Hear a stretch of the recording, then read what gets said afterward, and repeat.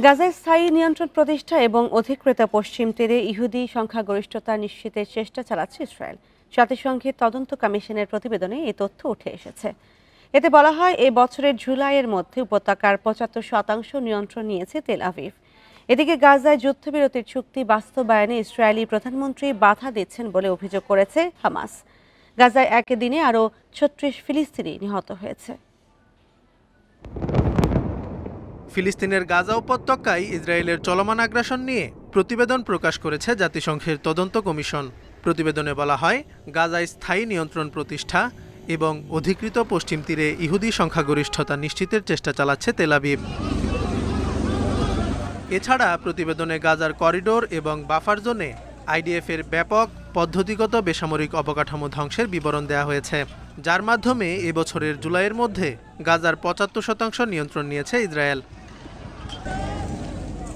অধিকৃত পশ্চিম তীরের বিষয়ে প্রতিবেদনে বলা হয়, ইসরায়েলি বসতি স্থাপনকারীরা ক্রমবর্ধমান সহিংস আক্রমণের মাধ্যমে সেখানকার ফিলিস্তিনিদের জোরপূর্বক বাস্তুচ্যুত করছে এবং ইহুদিদের বসতি ক্রমেই বাড়ছে।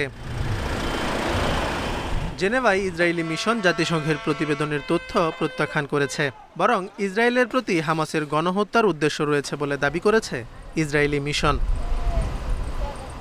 এদিকে গাজায় যুদ্ধবিরতির চুক্তি বাস্তবায়নে ইসরায়েলি প্রধানমন্ত্রী বাধা দিচ্ছেন বলে অভিযোগ করেছে হামাস। তারা কখনোই চুক্তিতে বাধা দেয়নি বলে দাবি সংগঠনটির। অন্যদিকে মার্কিন প্রেসিডেন্টের সঙ্গে দ্বিপাক্ষিক বৈঠকে ফিলিস্তিনকে স্বীকৃতি দেওয়ার অর্থ হামাসের ৭ অক্টোবরের হামলার কথা ভুলে যাওয়া নয় বলে জানিয়েছেন ফরাসি প্রেসিডেন্ট। ফিলিস্তিনকে পশ্চিমা দেশগুলোর স্বীকৃতির প্রতি ট্রাম্পের নিন্দার প্রতিক্রিয়ায় একথা বলেন ইমানুয়েল ম্যাখো। জাতিসংঘের অধিবেশনের ভাষণে গাজার ক্ষুধার্ত মানুষের ছবি দেখিয়েছেন তুরস্কের প্রেসিডেন্ট। ২০২৫ সালে ইসরায়েলের এমন বর্বরতার যুক্তিসঙ্গত কোনো কারণ নেই বলে জানান Recep Tayyip Erdogan. Zobayer Hussain, Independent news.